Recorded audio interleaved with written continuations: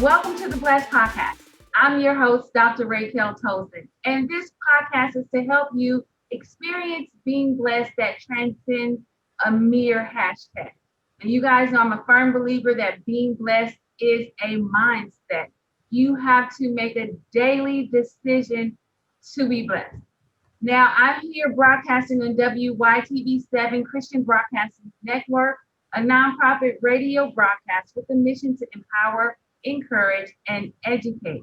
If you are enjoying the Blessed Podcast, please go donate at www.wytv7.org. This podcast is sponsored by Tolson's Publishing. We're still, we just got out the holidays, I know, but it's not too late to go pick up I Need a Christmas Angel. It's a cozy romance for all seasons. And the song is still for purchase, Christmas Angel, 99 cents on iTunes and Amazon. All right, we're in 2021, new year, new thoughts, all of that good stuff. I hate saying new year, new you, because you're the same you just got bigger, better, whatever, more brilliant and all that stuff. But you're still great. You've always been great. You always will be great. Remember that. All right, so our guest for this very first podcast of the year is Miss Kimberly Evans. She's a mentor of mine. You guys, you're gonna love her. She's so smart. Oh my gosh. She has a JD and an MBA. Y'all know I love people like you, right? Because we both got JD, so we got something in common. And she is a member of Delta Sigma Theta Sorority Incorporated. And when we air this, it will be our Founders Day. So whoop whoop for the Deltas in the house. Okay. Kimberly has a business purpose consulting. She is also an executive vice president with Five Rings Financial. She is the newly installed Collin County Black Chamber of Commerce president. Correct? Am I saying that right? That's correct. All of that. She's just everything. She's an author. She's a mother. She's a wife. And she lives in Frisco, Texas. Welcome, Kimberly Evans, everybody. Thank you for having me. How are you today? I am great. I am just excited about the new year. New Year's resolutions. I still do them. Some people don't think I still do them because it's it gives me, purpose, vision. It's like a vision. Like a vision board. I set my vision and I'm going to go toward that. I'm not on myself for if I don't do everything right, but I want to head in the right direction. So that I wanted to bring you here because one of my New Year's resolutions is to get physically fit. I'm going to get physically fit too. It's physically fit and fiscally fit. But I wanted to talk about the fiscally fit because I think most people focus on the physical and we need to focus on the fiscal. Right. So I brought you in, Ms. Kimberly. Tell everybody why I brought you in. Let them know. Well, you brought me in because I have a passion for financial education and making sure that people understand where they fit in our financial system, particularly around their personal economy. So you've heard me say this before. It's really interesting. We keep track of the global economy. We keep track of the national economy, but we don't keep track of our personal economy. And the problem is the only one you really can influence at all is your personal economy. And all of that other stuff doesn't matter. And because we own financial services companies, it's really great that I understand your money. I've been in financial services for 30 years. The problem is I need you to understand it because you're the person who's got to make decisions.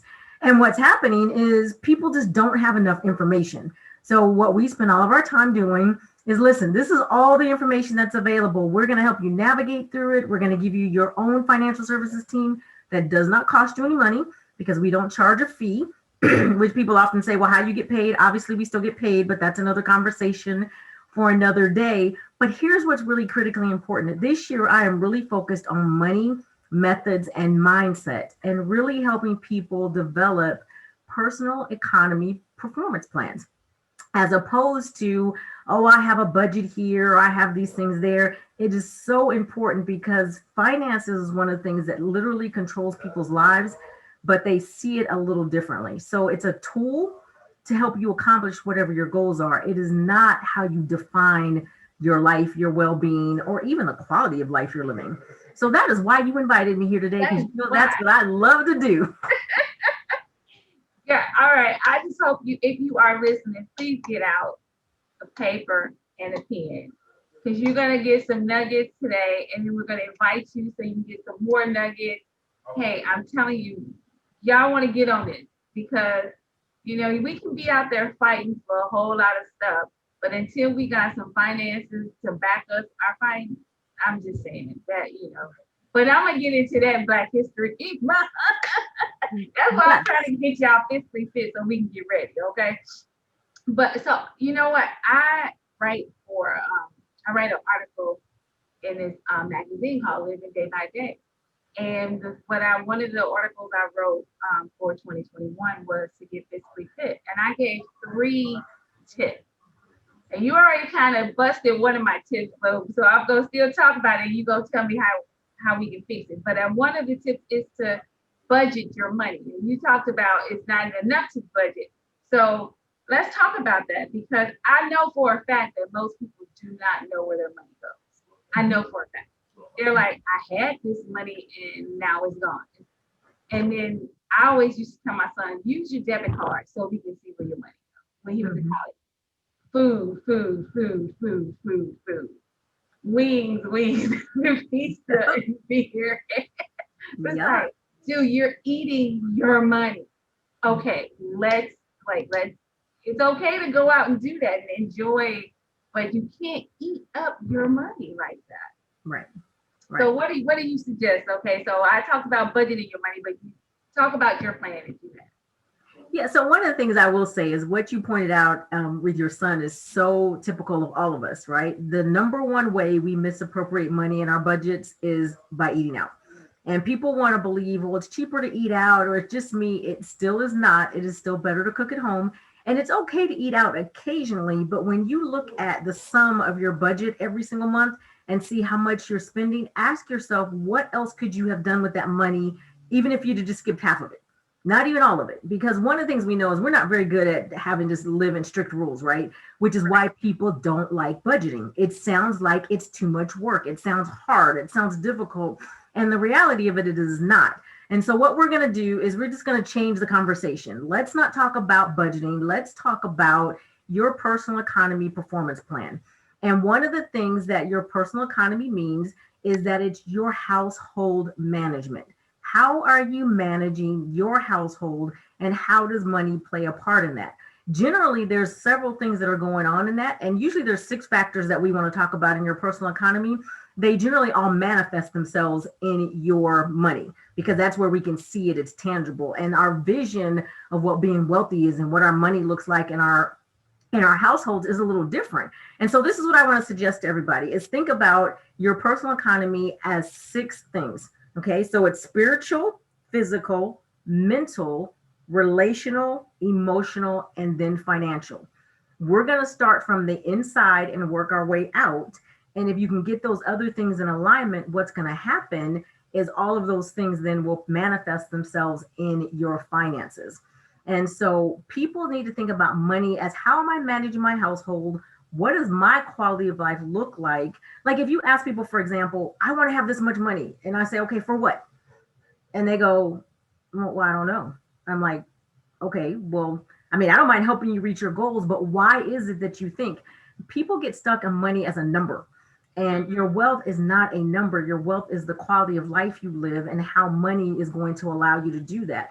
So for some people, budgeting means I just need to get to the point where I can pay my bills every month. That's okay. We've all been there. Everybody has started there. Everybody's gone through that transition. And, it's just one of those levels. We all start at the survival level, right? We're just trying to survive. I just want to make sure I survive. Then you get to the point where you're secure. You can pay all your bills, but you're not necessarily saving and maybe living the life you want to live.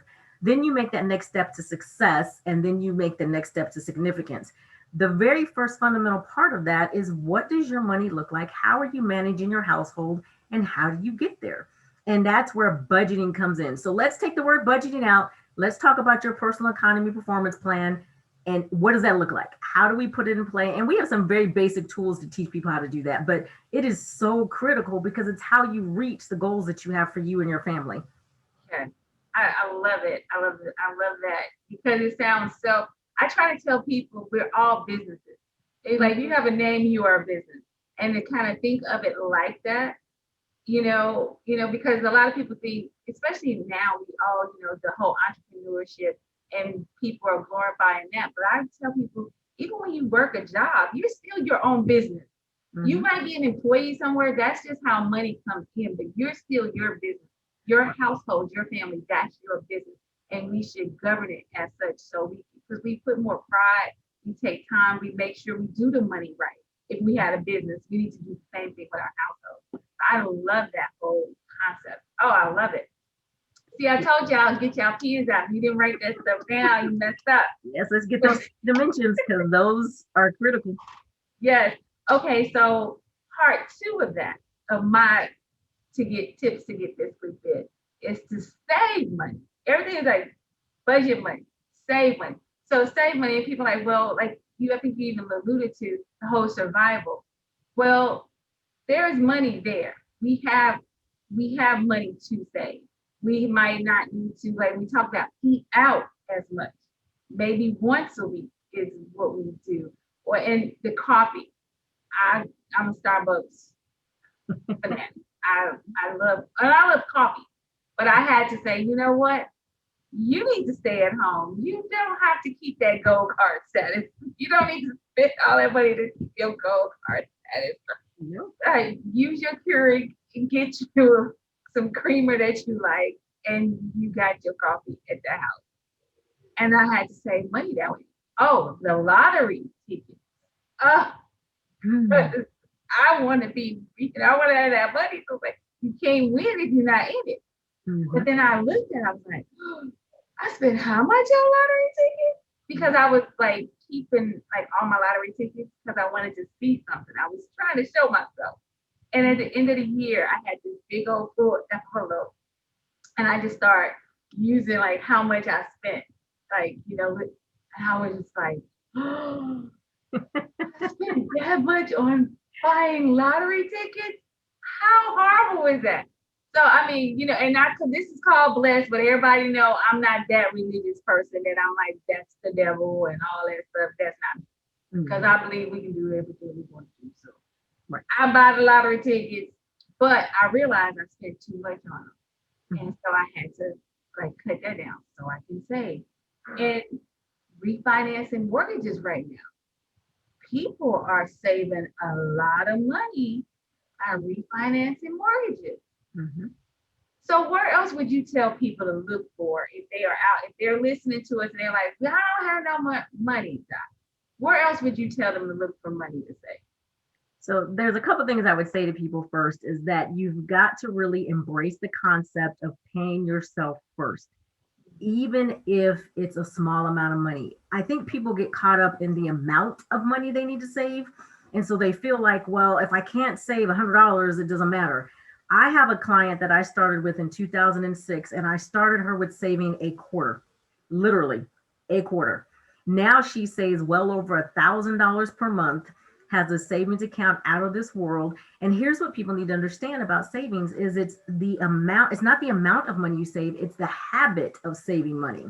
So what you want to do is just figure out a small habit that you can change. So for you, you mentioned Starbucks and you mentioned the lottery. You don't have to cut them out completely. You can just scale them back, and what you were willing to spend before, save it. So we as Christians, so this is a Christian broadcast, so I can actually say these kind of things. So we always talk about paying our tithes and offering.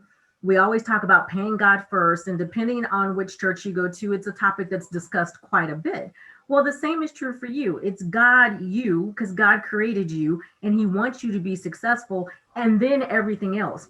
Because what's going to happen is that you will scrape and scrounge to pay all your bills and you will be broke and you'll keep going. But then when you need something, you don't have it. So it's that habit. So create the habit. Find one thing. It doesn't have to be a lot of things because we are not the type of people. You're never going to hear out of my mouth, don't go on vacation, don't go shopping, don't go out to dinner, because I'm not going to do that. I'm not that disciplined. So there's no need to tell them. So pick a thing to start with.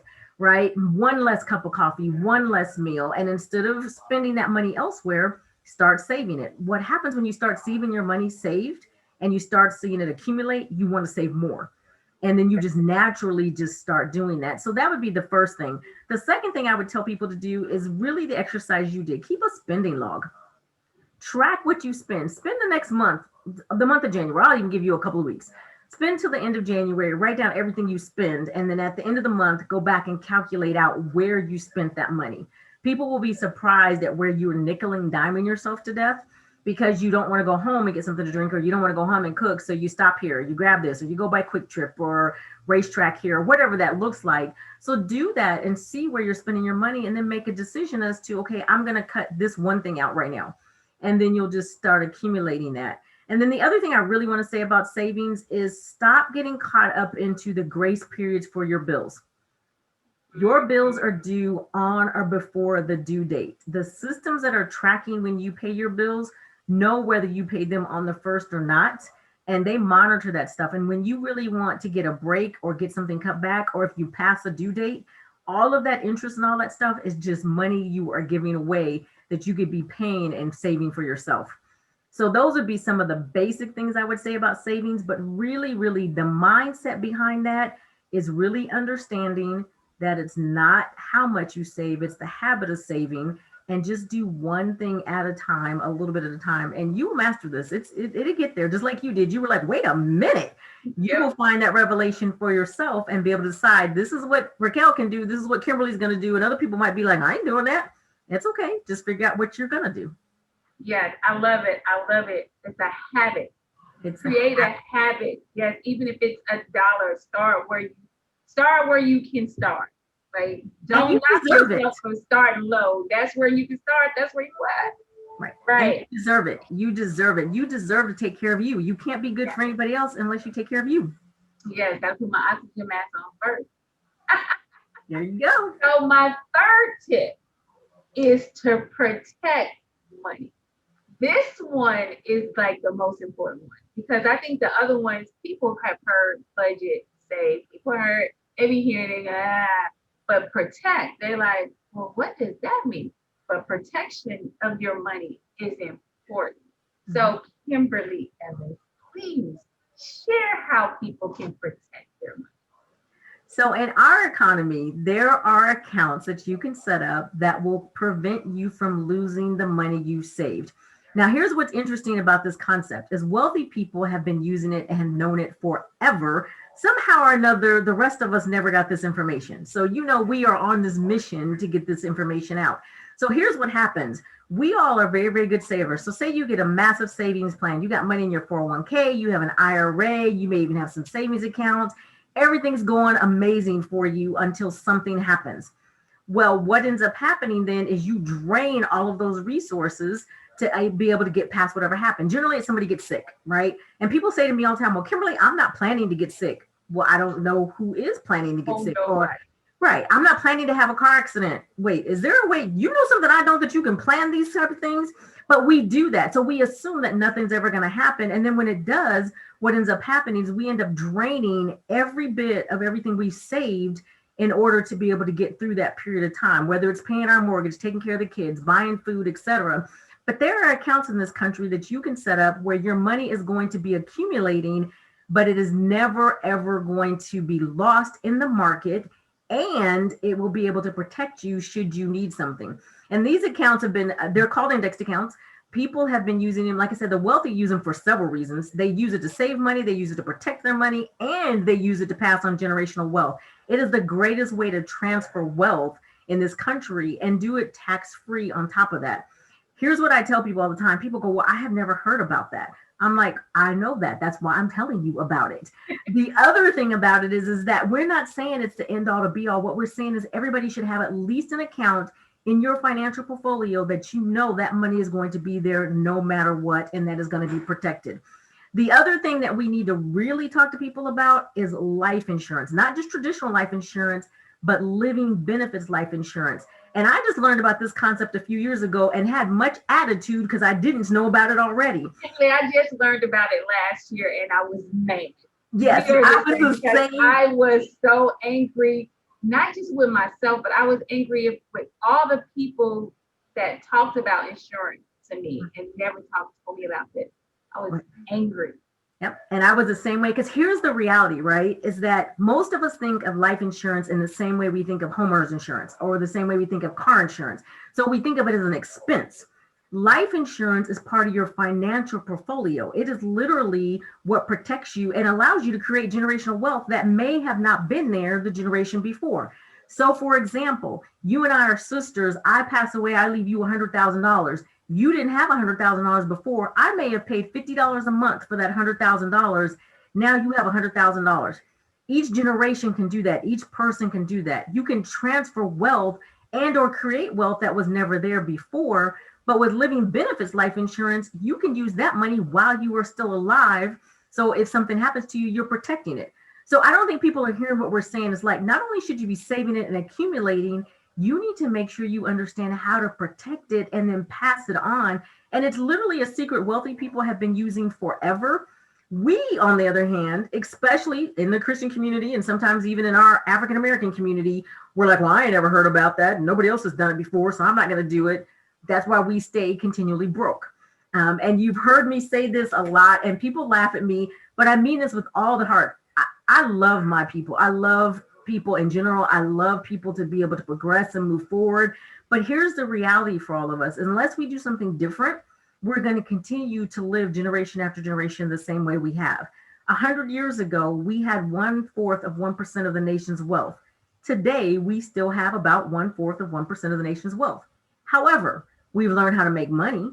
We live in the suburbs. We drive nice cars. So we think we've moved forward. We have made progress, but we need to take that next step now. What does our legacy look like? What does creating generational wealth look like? How do we make sure our money is working for ourselves? So we really need to do the work about changing the mindset. Let's stop thinking old school. Let's stop thinking about the way things were. Let's understand what our economy is today. How do we fit into it? And then how do we use it to our advantage? And I tell people all the time, ask as many questions as you possibly can. Ask everybody, because trust me, having been in this industry for 30 years, I understand Wall Street like the back of my hand. I understand mortgage banking like the back of my hand. I also understand what's most important to all of us is our own household. Our personal economy is literally the thing that we need to pay the most attention to and then move from there. And that's the piece that we tend to neglect the most. Yes. Oh my gosh. That is so like on point. You know, I wrote the book Wired Church Folk Poor. And mine is about mindset, because a lot of it really starts in our mind. We, everything seems like a scam. And we have been scammed a lot. I get it. But when the people come around and want to share information, people are like, oh, it's a scam. They're just trying to get my money. It's like, really? And their mouths are so closed off to just learning. It's like, look, just listen, learn. If you don't like it, then after you listen to it, fine. But if you can learn something and move forward and make your family better for it, why not listen to it? And I feel like we as Christians are so closed-minded to everything. And then it says faith without works is dead. And some people think like, oh, that means I gotta work. No, it means that your faith should produce the proof. Yeah, there should be proof of your faith. Like when I'm living in it and I'm like, oh, woe is me. I don't have this. I'm unhealthy. I'm this and that. How is that proof of God's goodness? It's like, come on, at this point, 2021, I'm all about, I want to prove to people God's goodness. And you know what? Unfortunately, money is one of those proofs. And it's not just the having the green money. That's not it. It's the freedom. It's the freedom to be able to give your church over and above the 10%. It's the freedom to help the poor people out with things. It's the freedom to have a home to bless somebody with inexpensive rent. It's those kind of things. That's the proof I'm talking about. It's not to hoard all this money and to say I'm a billionaire. No, that's not what God wants us at all. He wants us to have so we can help. He Yep. wants us to have so we can show proof of his goodness. He wants people to look at us and be like, oh, what? I like her shine. I like her glow. And they are drawn to you. And then they want to find out where you got yours from. And you tell them it's God. And they're like, well, tell me about this God. That's It's what God the wants. God in me. It's the God in me, literally. And that's what people need to understand. People say to me all the time, well, Kimberly, God, you're into money. Do you love money? Not at all. Could care less. Money, however, is a tool that enables me to live the quality of life that I want to live. The peace and joy that I have in my life, I would love for everybody to have. And I have it because I was willing to let people teach me how to turn my pennies into dollars. It is one of those things that allows you to advance and move forward, not just for yourself, but for your family and whatever that looks like. And then people say, well, money is the root of all evil. No, no, no. The Bible says that the love of money is the root of all evil. God did not say anything about us being broke. He says, I know the plans I have for you, plans to prosper you, not harm you. And yet we will go, well, I'm keeping it real. I'm struggling. I didn't find a scripture in the Bible that says anything about us struggling. That is not what he says. And then people say, well, the Bible says that the poor you will have with you always.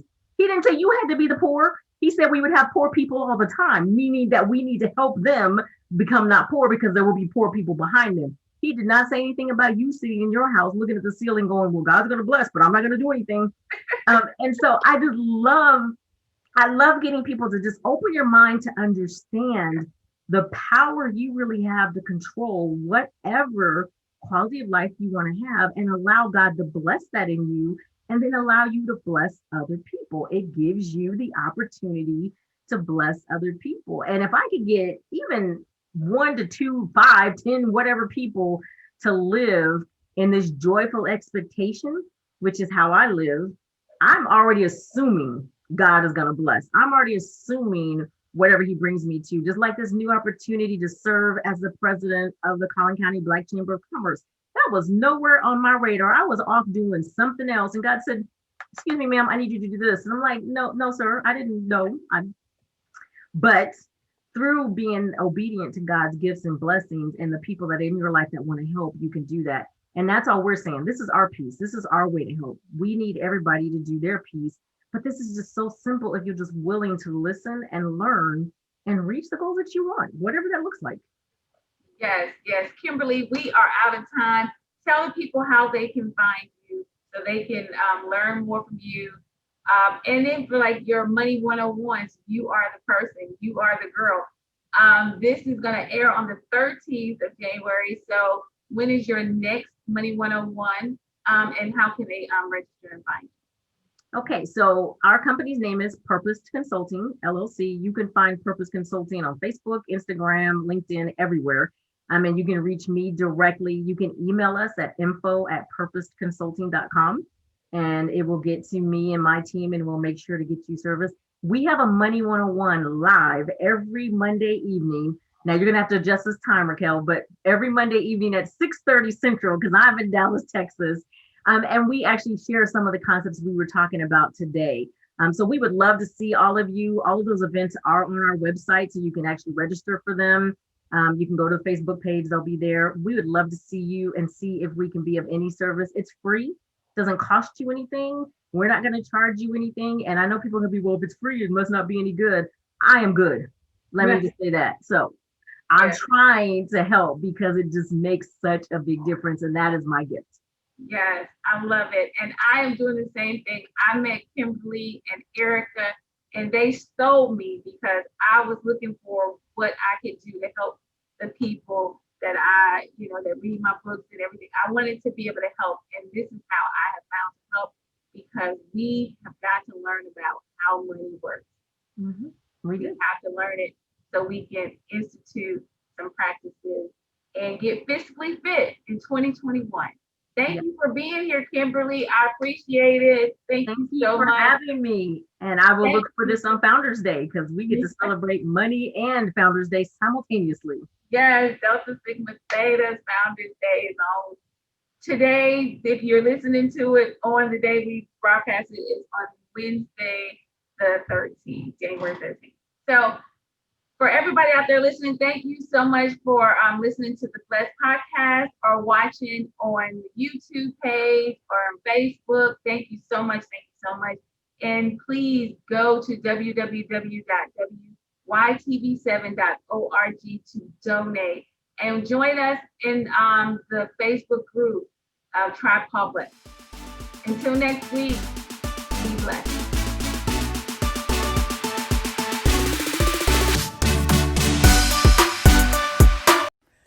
Swing Into Their Dreams Foundation presents the Golf Tournament of the Year, raising scholarships for aspiring National Golf Club in Milton, Georgia. The inaugural HBCU Swing Into Their Dreams Charity Golf Tournament. Registration and gourmet continental breakfast begins at 8 a.m. and shotgun at 10 a.m. Award reception follows. Come enjoy a day of jazz, mimosa, cigars, cash bar, silent auction, and more. For more information, contact 770-686-7148. Don't miss it.